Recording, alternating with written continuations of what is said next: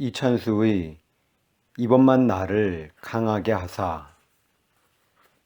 챕터 6. 자기 공로와 기념비를 버리라. 사사기 15장 14절에서 20절 말씀은 크게 두 파트로 나누어 볼 수 있다. 앞부분은 14절에서 17절, 뒷부분은 18절에서 20절이다. 14절에서 17절까지인 앞부분의 상황을 특징 짓는 단어는 라맛 레히이고 18절에서 20절까지인 뒷부분을 특정 짓는 단어는 에낙고레라고 볼 수 있다. 라맛 레히에서 에낙고레로. 라맛 레히라는 단어는 나귀 턱뼈의 언덕이라는 뜻인데 이 단어가 나오게 된 배경은 이렇다. 앞 장에서 살펴본 것처럼 삼손이 나귀 턱뼈로 블레셋 사람 1000명을 죽이고는 의기양양하게 이렇게 외친다. 이르되 나귀의 턱뼈로 한 더미 두 더미를 쌓았으며 나귀의 턱뼈로 내가 1000명을 죽였도다 하니라. 그가 말을 마치고 턱뼈를 자기 손에서 내 던지고 그곳을 라맛 레히라 이름하였더라. 사사기 15장 16절 17절. 그런가 하면 후반부인 18절부터 20절까지의 상황을 특징 짓는 단어인 에낙고레의 배경은 또 이렇다.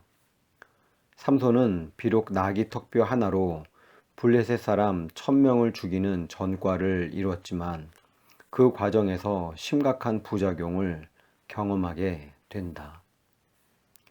삼손이 심히 목이 말라 여호와께 부르짖어 이르되 주께서 종의 손을 통하여 이 큰 구원을 베푸셨사오나 내가 이제 목말라 죽어서 할례받지 못한 자들의 손에 떨어지겠나이다 하니 사사기 15장 18절. 이게 인간이다. 나귀 턱뼈 하나로 그렇게 많은 외부의 적을 죽이는 괴력을 발휘했지만 정작 자기 내면의 목마름은 해결하지 못하는 게 인간이 가진 모순이다. 그렇기 때문에 나를 망하게 하는 요인은 항상 내 안에 있지 바깥에 있지 않다. 삼손은 이렇게 타는 목마름으로 죽을 것 같은 고통을 경험하고 처음으로 그 문제를 가지고 하나님 앞에 부르짖는다. 그러자 하나님께서 응답을 주셨다. 하나님이 레히에서 한 우묵한 곳을 터뜨리시니 거기서 물이 솟아나오는지라. 삼손이 그것을 마시고 정신이 회복되어 소생하니 그러므로 그 샘 이름을 에낙고레라 불렀으며 사사기 15장 19절. 에낙고레의 유래가 여기서 시작된 것이다. 에낙고레는 부르짖는 자의 샘이란 뜻이다. 그러니까 전반부의 라맛 레히가 눈에 보이는 가시적인 승리와 그것을 이룬 인간의 노력의 결과물에 대한 기쁨을 표현하는 것이라면 뒤에 나오는 에낙고레는 하나님의 은혜에 대한 감격을 표현한 것이다. 나는 우리가 다 신앙생활 하는 가운데 인간의 노력에 대한 결과물을 노래하는 라맛 레히를 넘어서서 하나님의 은혜에 대한 감격을 표현하는 에낙고레로 진입하는 삶의 전환점을 맞게 되기를 바란다. 우리에게 이런 변화가 왜 중요한가? 그것은 라맛 레히에만 머무는 사람들이 가진 몇 가지 치명적인 문제점 때문이다. 이제 그 문제점들을 구체적으로 살펴보면서 그 이유에 대해 생각해 보도록 하자. 자기 공로의 틀에서 벗어나지 못한다. 첫째로 라맛 레히에만 머무는 사람들의 특징은 자기 공로의 틀을 벗어나지 못한다는 것이다. 지금 나귀 턱뼈의 언덕이라는 뜻을 가진 라맛 레히에 머물러 있는 삼손의 모습을 한번 보라. 이르되 나귀의 턱뼈로 한 더미 두 더미를 쌓았으며 나귀의 턱뼈로 내가 1000명을 죽였도다 하니라. 사사기 15장 16절. 이 구절을 읽는데 내가 라는 부분이 유난히 마음에 와 닿았다. 삼손은 지금 나귀의 턱뼈로 내가 1000명을 죽였도다 라고 하면서 자신의 업적을 강조하고 있다. 라맛 레이란 단어를 인간 노력의 결과물이라고 표현하는 이유가 바로 여기에 있다. 그런데 14절을 보자. 삼손이 레이의 이름에 블레셋 사람들이 그에게로 마주 나가며 소리 지를 때 여호와의 영이 삼손에게 갑자기 임하심에 그의 팔 위의 밧줄이 불탄 삼과 같이 그의 결박되었던 손에서 떨어진지라. 사사기 15장 14절. 이것이 지금 하나님과 삼손의 시각 차이이다.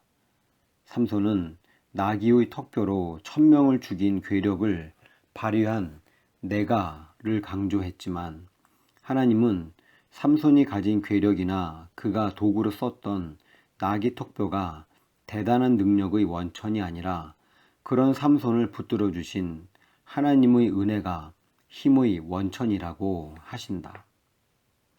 하나님은 여호와의 영이 삼손에게 임하셔서 그 부실한 나귀 턱뼈로도 적들을 물리칠 수 있었다고 분석하시는데 삼손은 배후에서 일하시는 하나님의 손길을 인식하지 못하니 내가 1000명을 죽였도다 하는 과시적인 태도를 보이는 것이다.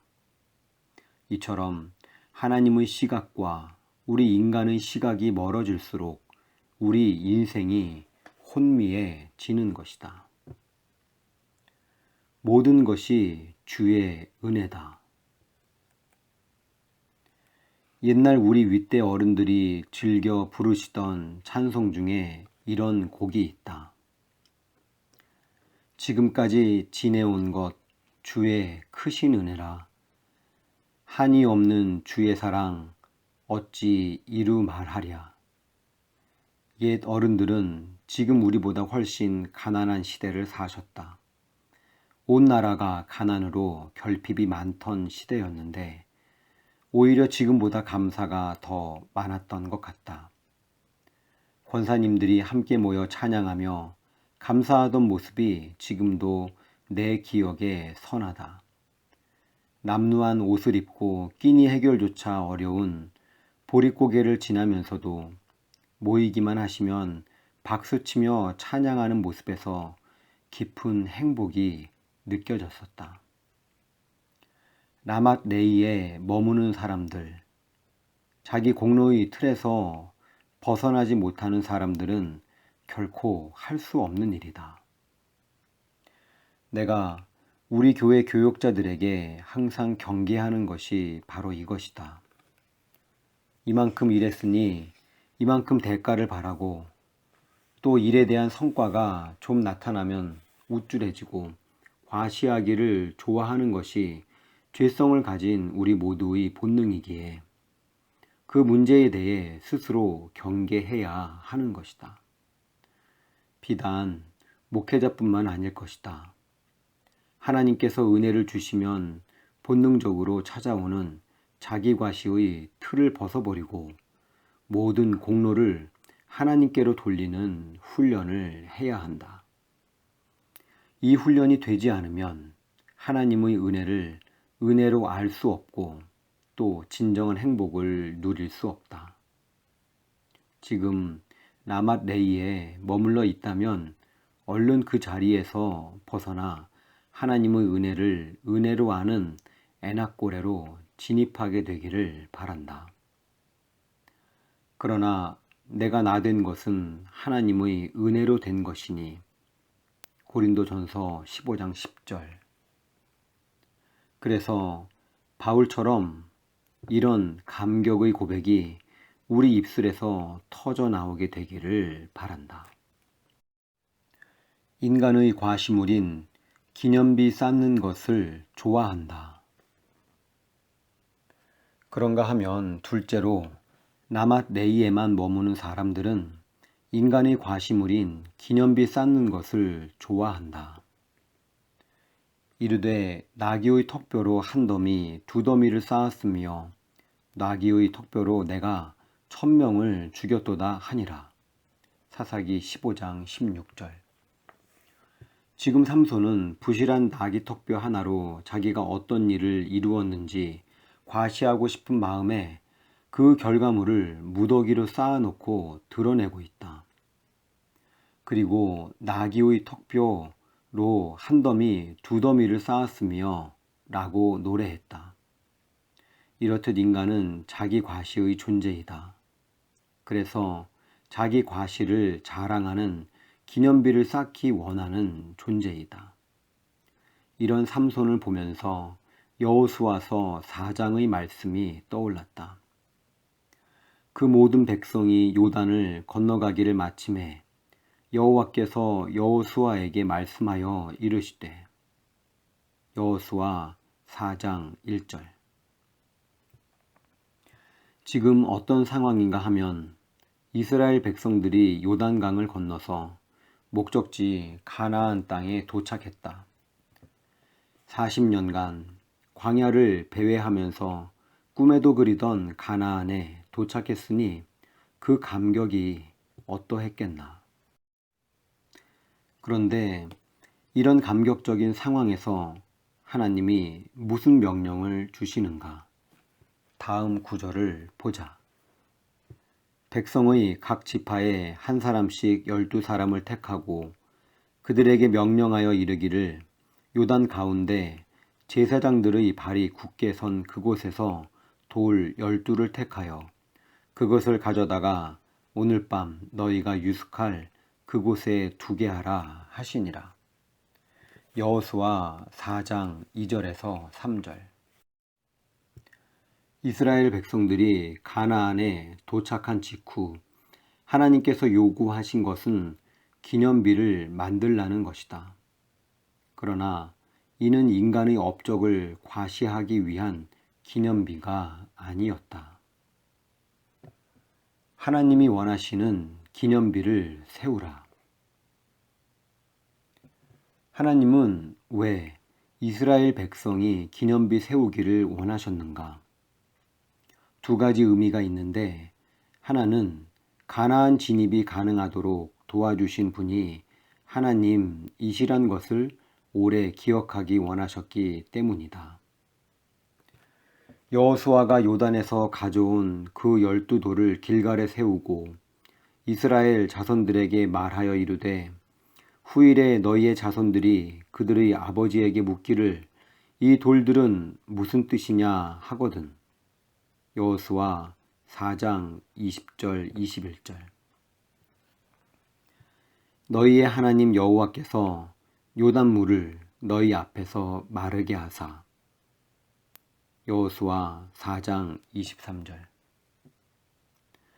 너희 자녀들이 엄마, 아빠는 어떻게 여기까지 오게 되었어요? 그 어려운 과정을 어떻게 이겨낼 수 있었어요? 라고 묻는다면 그때 하나님의 은혜로 여기까지 왔다 라고 고백할 수 있도록 그 도구로 기념비를 세우라는 것이다. 본문 버전으로 얘기하자면 삼손의 괴력이나 그가 사용했던 나귀, 턱뼈 때문이 아니라 하나님의 강하심으로 그 놀라운 일이 가능했다는 것을 항상 기억하라는 것이다. 그리고 그걸 위해 기념비를 세우라는 것이다. 인간은 망각의 동물이다. 우리가 얼마나 배은망덕한 존재인지 다 알지 않은가. 너, 나 할 것 없다. 나는 이 문제가 대인관계를 깨뜨리는 가장 큰 독이라고 생각한다. 특히나 우리는 베푼 건 다 기억하는데 내가 받은 건 금방 잊어버리고 만다. 내가 대학교 1학년 때의 일이다. 그때 성가대에서 봉사를 했는데 주일날 예배 시간에 헌금 주머니를 돌리고 있던 상황이었다. 그날 옆에 앉은 집사님이 지갑을 안 가지고 왔는지 나에게 1,000원만 빌려달라고 하셨다. 그래서 빌려드렸다. 그런데 이분이 아직까지도 그 돈을 안 갚으신다. 벌써 37년 전의 일이다. 37년이 지났지만 나는 그날 그 자리까지 생생하다. 지금도 그 분만 보면 다른 건 생각 안 나고 내가 빌려준 1,000원만 떠오른다. 웃자고 하는 이야기지만 빌려준 사람은 37년이 지나도 기억이 생생하고 빌려간 사람은 일주일만 지나도 잊어버리는 게 바로 우리 인간이다. 그러므로 부부간의 갈등이 회복되는 비결도 딱 하나이다. 내가 배우자에게 해준 것은 빨리 잊고 배우자가 내게 해준 것은 아주 사소한 것이라도 오래 기억하는 것이다. 부부가 서로에게 그렇게만 한다면 가정이 확 살아난다. 고부간의 갈등도 마찬가지이다. 시어머니에게 해드린 것은 빨리 다 잊어버려라. 그리고 시어머니가 베풀어 주신 것은 마음에 새겨서 늘 기억하기 위해 애써보라. 그러면 고부간의 갈등도 바로 해결된다. 문제는 무엇인가? 잊고 싶은 건 그렇게 안 잊히고 기억해야 하는 건 나도 모르게 순식간에 기억에서 없어져 버린다. 영적으로 하나님 앞에서도 마찬가지다. 하나님이 베풀어 주신 은혜를 다 기억하고 있는가? 그렇다면 이렇게 살 수는 없다. 말로 다 할 수 없는 은혜를 받았는데 그걸 다 기억한다면 어떻게 만날 불평하고 원망하며 살 수 있는가? 벌써 다 잊어버렸기 때문에 이러고 사는 것 아닌가? 바로 이 문제 때문에 기념비를 만들라는 것이다. 하나님이 여호수아에게 가나안에 진입하자마자 기념비를 두라고 명령하신 것은 기념비를 통해 하나님이 행하신 은혜를 기억하라는 것이다. 그런가 하면 하나님이 기념비를 세우라고 하신 데에는 또 한 가지 의미가 더 있는데 그것은 너만 기억할 것이 아니라 너희 자녀들의 교육을 위해 이것을 사용하라는 것이다. 이것이 너희 중에 표징이 되리라. 후일에 너희의 자손들이 물어 이르되 이 돌들은 무슨 뜻이냐 하거든 그들에게 이르기를 요단물이 여호와의 언약궤 앞에서 끊어졌나니 곧 언약궤가 요단을 건널 때에 요단물이 끊어졌으므로 이 돌들이 이스라엘 자손에게 영원히 기념이 되리라 하니라. 여호수아 4장 6절 7절. 훗날 자녀들이 그 기념비를 보며 이 돌들이 무슨 뜻이에요? 라고 묻거든 출애굽부터 광야 시절을 보내고 드디어 가나안에 입성하기까지 하나님이 어떻게 은혜를 베풀어 주셨는지 가르치라는 것이다. 우리가 하나님께 받은 은혜를 아이들에게 전수해 주지 않으니 그 아이들이 하나님의 은혜를 망각하는 것 아닌가? 지금 우리 아이들을 어떻게 교육하고 있는가? 우리의 호흡 하나하나가 다 하나님의 은혜라는 것을 가르치기 위한 도구로 기념비를 사용하라는 것이다. 그런 의미에서 우리 가정에 베풀어 주신 하나님의 은혜를 기억하기 위한 가정의 기념비가 있는가? 우리 교회에서는 특세가 끝나면 특세에 모두 나오신 분들에게 기념으로 동판을 준다.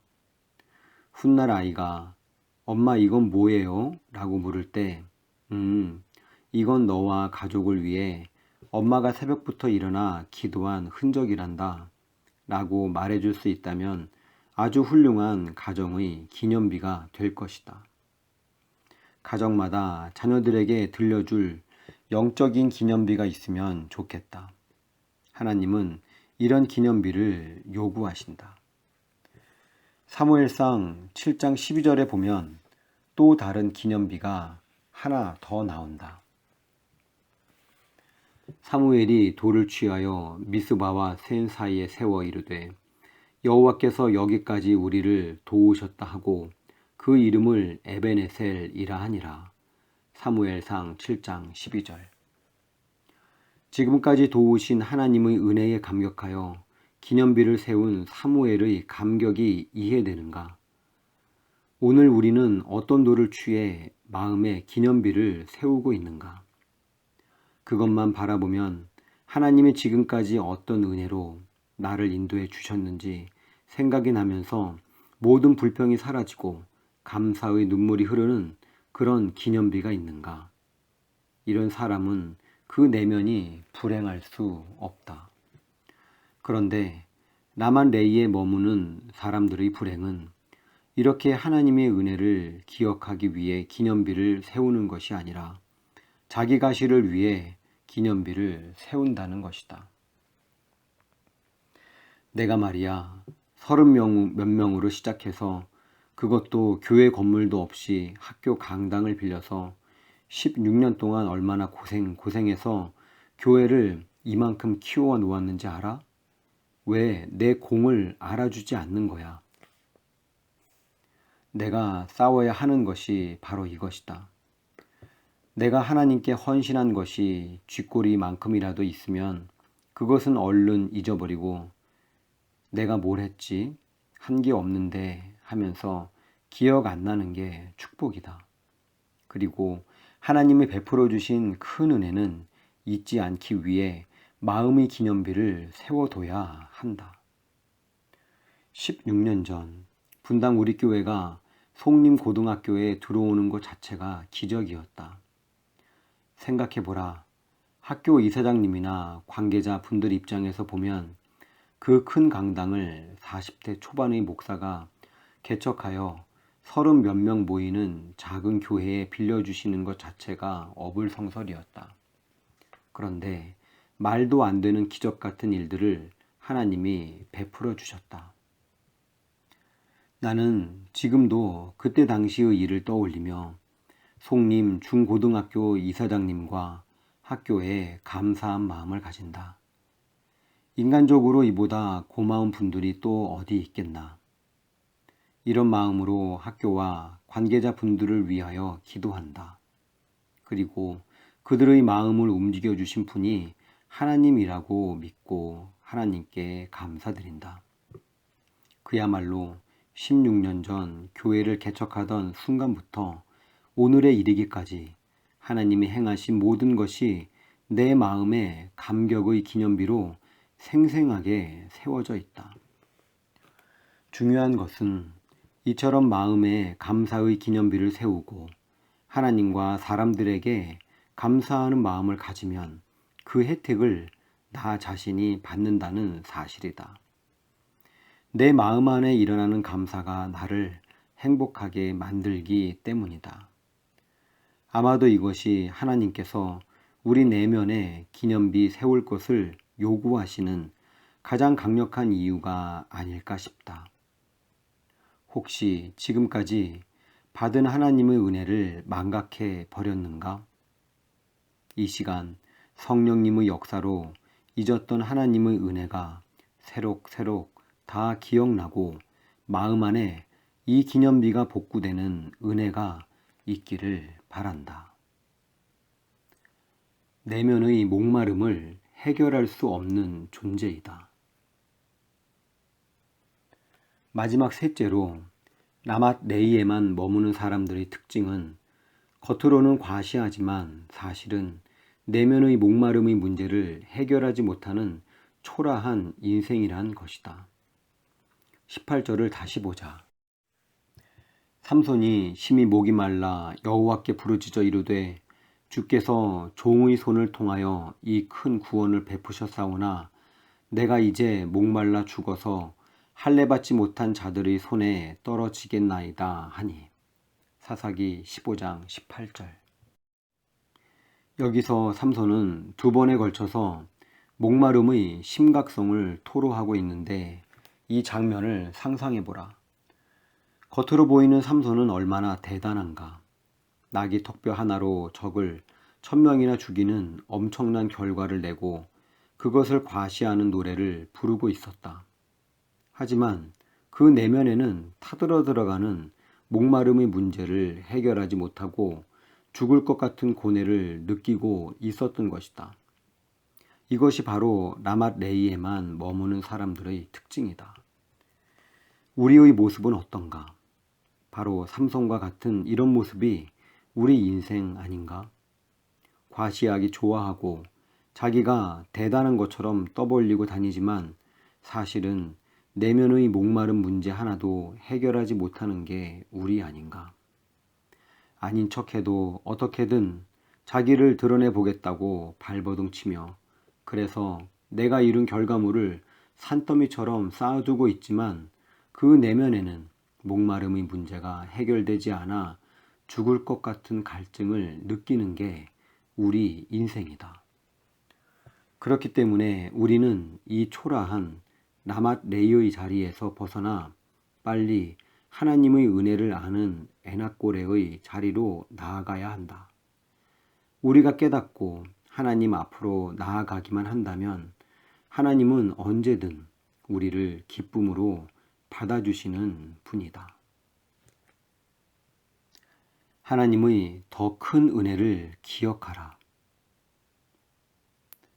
우리가 기억해야 할 것은 나귀 턱뼈를 가지고 1000명을 죽이는 외적인 힘만이 하나님의 은혜가 아니란 것이다. 우리는 자꾸 그렇게 눈에 보이는 능력을 추구하지만 본문의 삼손처럼 무력하게 만드시는 하나님, 갈증으로 죽을 것 같다고 토로하게 하시는 하나님, 그리고 그 고난을 통해 삼손으로 하여금 다시 에낙고레로 진입하게 하시는 하나님. 이런 의미에서 보면 결핍과 고난도 하나님의 은혜라는 사실을 기억해야 한다. 우리는 일이 잘 풀려서 감사하고 감격하면 그것도 은혜고, 그뿐만 아니라 원하지 않는 병을 만나고 아픔을 만나 낙심할 수밖에 없는 상황이라 할지라도 하나님께서 함께 하신다면 이런 아픔과 고난조차도 하나님의 은혜임을 기억해야 한다.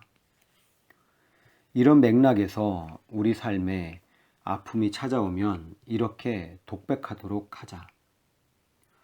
드디어 하나님이 나로 하여금 에낙고레로 진입하도록 나를 흔들어 깨우시는구나.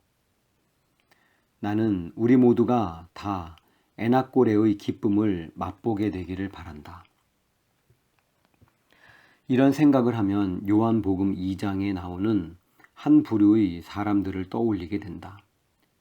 요한복음 2장의 가나안 혼인잔치에서 예수님이 물이 포도주로 변하는 기적을 베풀어 주셔서 얼마나 많은 사람들이 행복했겠는가.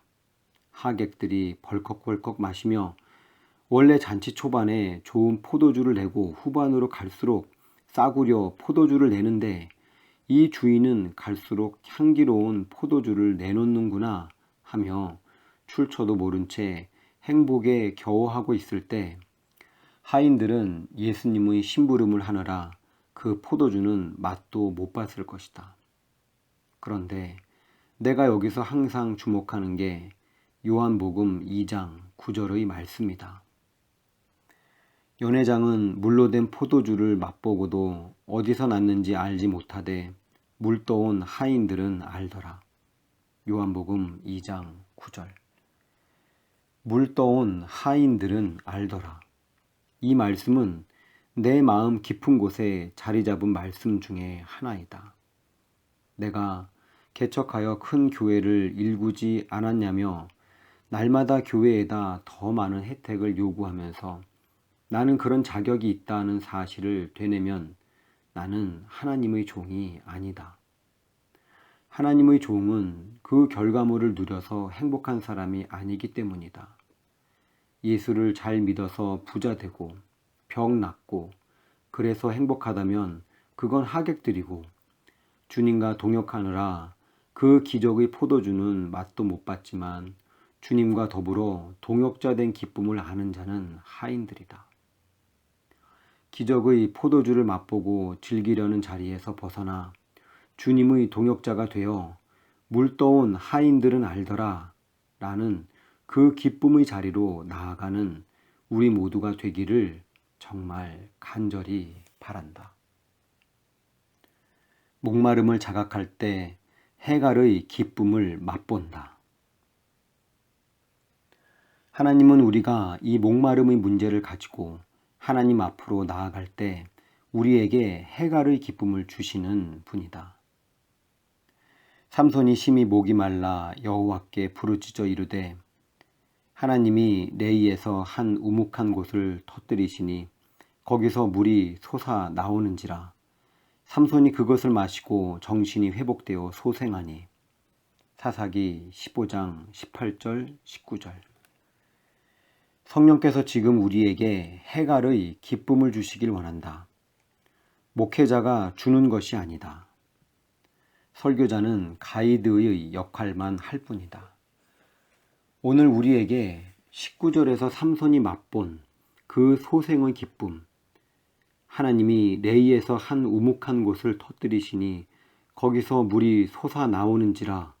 삼손이 그것을 마시고 정신이 회복되어 소생하니 의 은혜가 우리의 삶과 가정 안에 그대로 이루어지기를 주님의 이름으로 축복한다. 우리는 전방위로 목마른 존재들이다. 건강의 문제로 목마르고, 경제적인 문제로 목마르고, 가정의 문제로 목말라 하는 우리 인생에 전방위로 해갈의 기쁨을 주시는 이 19절의 하나님을 우리가 갈망해야 한다. 우리가 해야 하는 것은 딱 하나이다. 삼손이 해갈의 기쁨을 맛보게 된 근본적인 이유 역시 딱 하나이다.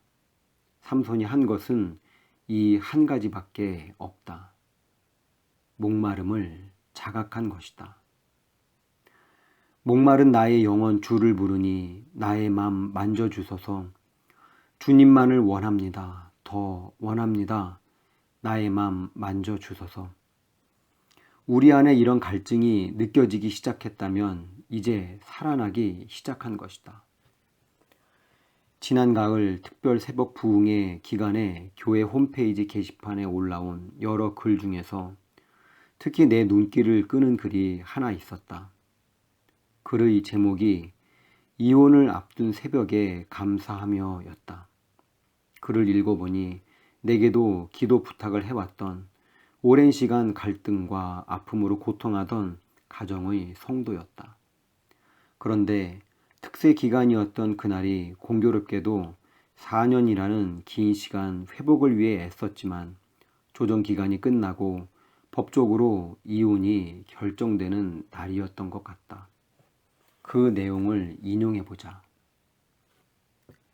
집사람과 별거한 지 벌써 4년이란 시간이 흘렀고 공교롭게도 특세 기간 중인 오늘이 법원에 가서 마지막으로 부부의 관계를 정리하는 날입니다.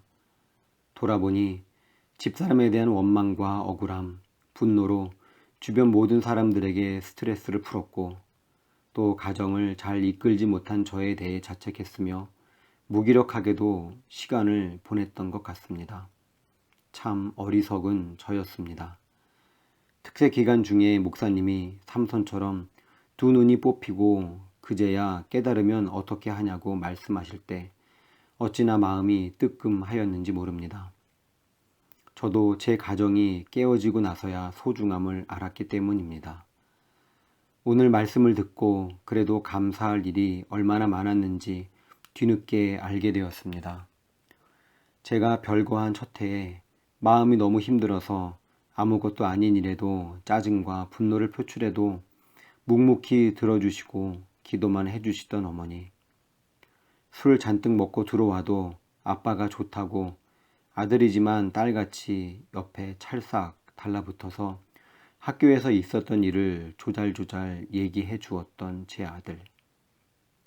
언제든지 시간에 상관없이 마음이 힘들 때 부르면 나왔던 친구. 하나님이 이렇게 숨 쉴 수 있게 해 주셨는데 제가 너무 몰랐던 것 같습니다.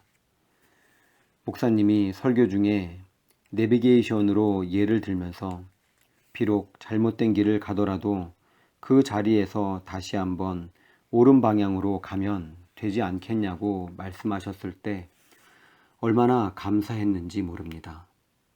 그래서 이번 일을 계기로 저에게도 성령의 내비게이션이 자리 잡았으면 좋겠습니다.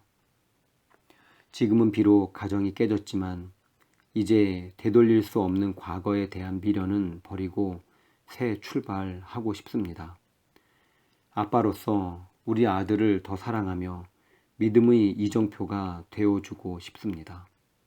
그리고 부모님에게는 더욱 효도하고 감사하는 마음을 가지려고 합니다. 제 집사람에 대해서도 아직 완벽히 이해가 되지는 않지만 기도하려고 합니다. 감사와 평안을 느낄 수 있게 하나님께서 예배로 집사람을 만져주시기를요. 하나님, 이번만, 아니 이제부터 저를 강하게 하여 주시고 어떤 일이 생겨도 흔들리지 않고 바울처럼 자족할 수 있게 도와주세요. 그러면서 마지막에 그분이 남겼던 성구가 이것이다. 내가 궁핍함으로 말하는 것이 아니니라. 어떠한 형편에든지 나는 자족하기를 배웠노니 나는 비천에 처할 줄도 알고 풍부에 처할 줄도 알아 모든 일 곧 배부름과 배고픔과 풍부와 궁핍에도 처할 줄 아는 일체의 비결을 배웠노라. 내게 능력 주시는 자 안에서 내가 모든 것을 할 수 있느니라. 빌립보서 4장 11절에서 13절. 이분의 사연을 읽고 내 마음이 너무 아팠다. 그러면서 그분의 사연이 하루 종일 내 마음에 맴돌았다. 인간의 과시물을 자랑하고 자기 업적을 쌓아놓고 있을 때는 느끼지 못했던 고난 중에 하나님이 깨닫게 해주셔서 드디어 회복된 감각이 목마름이다. 사실 우리는 오래전부터 하나님의 생수를 공급받지 못했는데도 우리 영혼이 죽었기 때문에 무뎌졌기 때문에 육신의 갈증만 느낄 뿐 영혼의 갈증을 느끼지 못했다. 그런데 하나님께서 우리로 하여금 영의 갈증을 깨닫게 하심으로 타는 듯한 영적 목마름을 가지고 하나님 앞에 나아갈 수 있게 하셨으니 이건 역시 놀라운 하나님의 은혜가 아닌가. 4년의 몸부림과 노력이 있었지만 결국 가정이 깨지고 마는 억장이 무너지는 그날 이런 고백을 할 수 있는 건 바로 이것이 하나님의 은혜인 줄 믿는다. 우리 중 누구라고 마음에 아픔이 없고 목마름이 없겠는가. 겉으로는 눈으로 보이는 업적과 성과를 자랑하지만 사실은 다 목마른 인생이다. 우리가 해야 할 것은 하나님 앞에 정직해지는 것이다. 무뎌진 영적 감각을 회복하여 목마름을 깨닫는 것이다. 여기서부터 회복의 시작이 일어날 줄 믿는다. 이찬수의 이번만 나를 강하게 하사. 챕터 6. 자기 공로와 기념비를 버리라.